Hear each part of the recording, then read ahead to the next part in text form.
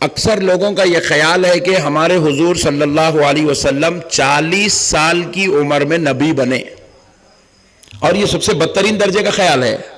کہیں آپ اچھا سمجھ کے سبحان اللہ بولیں گے. یہ سب سے بدترین درجے کا خیال ہے. یہ حضور صلی اللہ علیہ وسلم کی عظمت کو گھٹانے کی منظم سازش ہے، اور یہ جو سازش ہے 1400 سال سے چل رہی ہے. سازش کتنے سال سے؟ 1400 سال سے لوگوں کی یہی کوشش رہے، کچھ بھی کرو کیا بھی کرو نبی کی عظمت کو کم کرو. بات سمجھ رہے ہیں؟ تو یہی سازش کے تحت اب دیکھیے یہ سازش کا آغاز کہاں سے ہوا؟ حضور کی عظمت کو گھٹانا. آپ اگر یہ بولے کہ یہ ولیمے کی لائٹنگ ہے بولے تو کس کو بھی ٹینشن نہیں ہوتا، نہیں ہوتا. یہ میلاد النبی کی لائٹ ہے بولے ٹینشن شروع ہو جاتا. ایسا دکھتا وہ ایک ایک بلب کے اندر اس کا ایک ایک جو ہے دل کا چھالا جلے ہوا ہے جیسا دکھتا. اتنی ٹینشن ہوتی لوگوں کو. اگر آپ بول دیے نہیں بھائی ہمارے گھر میں بچہ پیدا ہوا اس کے چھلے کی لائٹنگ ہے بولے تو ارے صاحب بہت خوش دکھ رہے بھائی بولتا. حالانکہ نہ چھلا کرنا ہے اپنے پاس نہ چھلے کو لائٹ ڈالنا ہے، مگر انہیں خوش ہوتا چھلے کی ہے نا کر لیں تو بولتا. مگر آپ یہی بول دیے یہ آقا کی ولادت کی خوشی میں ڈالا تو اس کو ٹینشن شروع ہو جاتا، کیونکہ انہیں سب کچھ برداشت کر سکتا مگر حضور کی عظمت حضور کی شان کو برداشت سبحان اللہ بولو نہیں کر سکتا. میں اصل مین مدعا بتا رہا ہوں آپ کو، کیونکہ آدھے گھنٹے کی جو میری تقریر تھی وہ ختم ہو گئی. اب آدھا گھنٹہ ہی ہے میرے پاس ٹائم، تو اس لیے آپ کو مین پوائنٹس بتا دے رہا ہوں. سامنے والوں کا ہمارا ٹینشن کیا ہے؟ سامنے والا سب کچھ کرنے تیار ہے. نماز بولو تیار، روزہ بولو تیار، زکات بولو تیار، حج بولو تیار، حتیٰ کہ اس کو جو ہے آپ بولو میاں یہ کر دینا وہ کر دیں گا وہ کر دینا وہ کر دیں گا، مگر اس کو بولو میاں سلام پڑھنا ہے نہیں بدعت. آپ اس کو بولیں گے میاں فاتحہ پڑھا حرام نعوذ باللہ حرام.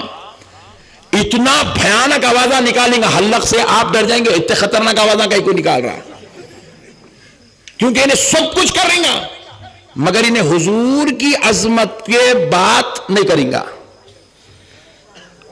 حضور کو قبول کرنے والی بات، حضور سے تعلق رکھنے والی بات، حضور سے جوڑنے والی بات، حضور کے قریب کرنے والی بات، حضور کی شان و عظمت کو ظاہر کرنے والی بات نہیں کریں گا. اب اگر آپ بولے علم غیب ہے یہ بول کے آپ کیا کر رہے ہیں؟ اپنے نبی کی عظمت ظاہر کر رہے ہیں، نبی کا مقام بتا رہے ہیں، نبی کا مرتبہ ہے. انہیں کیا بولیں گا؟ نہیں ہے حضور کو علم غیب، استغفر اللہ، گھٹائیں گا عظمت.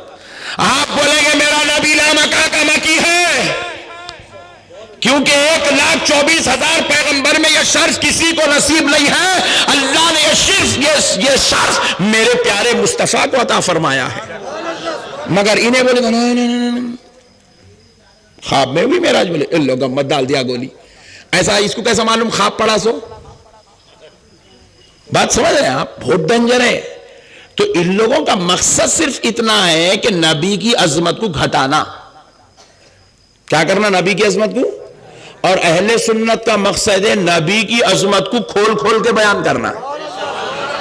تو گھٹاتے جا اور ہم غلامان مصطفیٰ بتاتے چلے جائیں گے. جو ہمارے نبی کی عظمت ہے ہم وہ خدا کی قسم اس کے اندر 1% بھی اضافہ کر کے نہیں بتائیں گے. جو عظمت ہے خدا کی قسم ہم اپنے نبی کی عظمت کو بتائیں گے، ظاہر کریں گے ہمارے نبی کی یہ شان ہے، ہمارے نبی کا یہ رتبہ ہے، ہمارے نبی کا یہ درجہ ہے. اب دیکھیے ان کی کتنی بڑی گیم ہے. یہ بدماشی اور یہ شرارت کب سے شروع ہوئی؟ یہ آج سے شروع نہیں ہوئی، یہ 14ویں صدی کی نہیں ہے، یہ نبی کے وقت میں نبی کے دربار سے شروع ہوئی. سو ہے لوگ آئے رسول اللہ صلی اللہ علیہ وسلم کی مجلس میں بیٹھے. کہاں بیٹھے؟ حضور کی مجلس میں بیٹھے. بیٹھ کے کہنے لگے، کیا کہنے لگے؟ اللہ رب العزت ان کے قول کو قرآن میں بیان کر رہا ہے. لوگوں کے کون تھے وہ؟ صحابہ کی صف میں بیٹھنے والے تھے. حضرت ابو بکر حضرت عمر کے بیچ میں بیٹھتے تھے. مسجدوں میں آتے تھے نماز پڑھنے، داڑیاں تھے، شملے تھے، ٹوپیاں تھے. 14ویں صدی کے لوگوں کی بات نہیں، صحابہ کے ساتھ، صحابہ سے ملنے جھلنے والے، صحابہ کے ساتھ رہنے والوں کی بات کر رہا ہوں. کیا کہتے تھے سرکار کے دربار میں بیٹھ کے؟ اللہ ان کی بات کو قرآن میں بیان کر رہا ہے.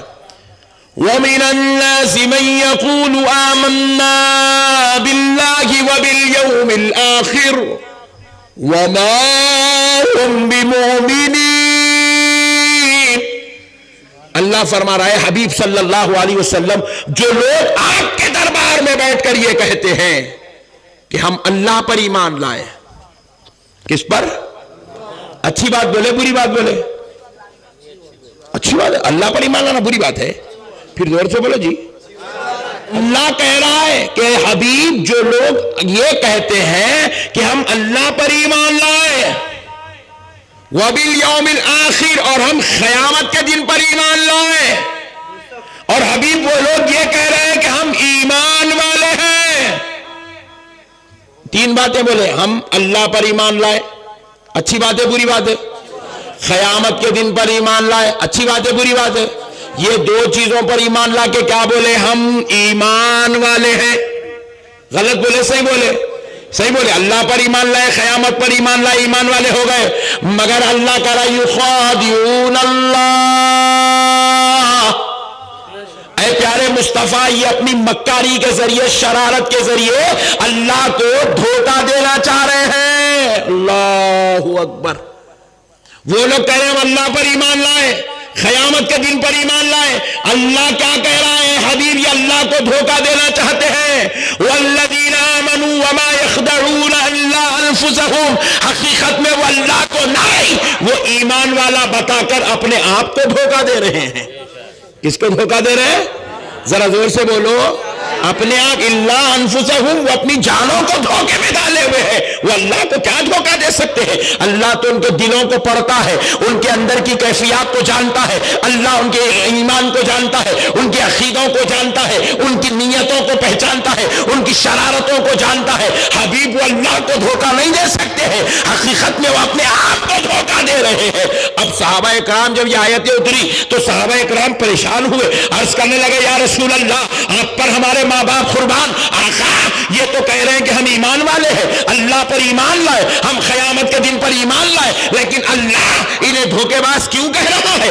इन्हें मक्कार क्यों कह रहा है? इन्हें बागी क्यों कह रहा है? इनकी असलियत क्यों हटा रहा है? इनको इस तरीके से खिताब क्यों किया जा रहा है? तो आओ, मदीने वाले नबी ने कहा, सहाबियों, ये तो कह रहे हैं अल्लाह पर ईमान लाए, जरा बताओ क्या इन्होंने अल्लाह को देखा? जोर से बोलो। सहाबा ने कहा, या रसूलल्लाह, इन्होंने अल्लाह को नहीं देखा। सहाबियों ये कह रहे हैं क़यामत के दिन पर ईमान लाए, क्या इन्होंने क़यामत के दिन को देखा? नहीं देखा। जिसको नहीं देखा उस पे ईमान ला रहे हैं। देवशारी तो देखो, शरारत की इंतहा देखो। अल्लाह को नहीं देखे, अल्लाह पर ईमान ला रहा है। क़यामत को नहीं देखा, क़यामत पे ईमान ला रहा है। सहाबा से हुजूर ने पूछा, सहाबियों, इनको अल्लाह है किसने बताया? या रसूल अल्लाह, आपने बताया। क़यामत का दिन आने वाला है, इनको ये किसने बताया? या रसूल अल्लाह, आपने बताया। बोले, मेरी सुनी हुई बातों पर अल्लाह पर ईमान ला रहे हैं, मुझसे सुन के क़यामत पे ईमान लाया, मगर बदबख्ता मुझ पर ईमान नहीं लाया। मेरे सहाबियों, जो मेरी बात सुन के खुदा को भी माने, क़यामत को माने, और मेरे ईमान लाने का तज़किरा, मुझ पर ईमान लाने का जिक्र नहीं कर रहे हैं। इसलिए अल्लाह कह रहा है, हबीब ये मुझ पे ईमान लाते हैं मगर तुझ पे नहीं लाते हैं, तो मैं ऐसे ईमान वालों के लिए जहन्नम बना के रखा हूं। ज़कात दे के दोज़ख में जाएंगे, हाँ, सदक़ात दे के दोज़ख में जाएंगे। आप पूछेंगे हजरत कैसे? हाँ, गरीब की बच्ची की शादी करके भी दोज़ख में जाएंगे पट्टे।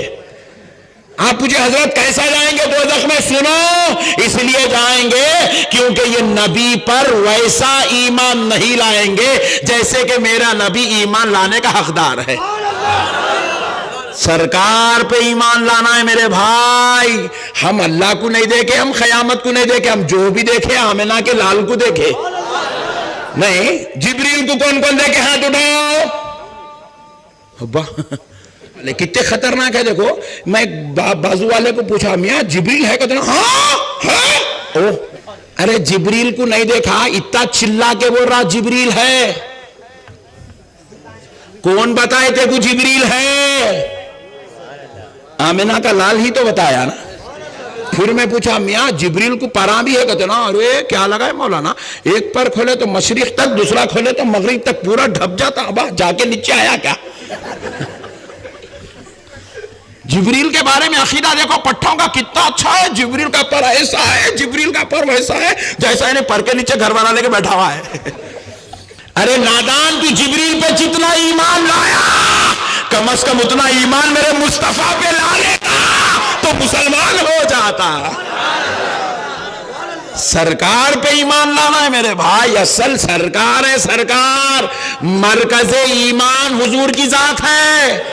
1 کروڑ مرتبہ اللہ کو مان لو، حضور کو نہیں مانے تو مسلمان ہوتے ہی نہیں.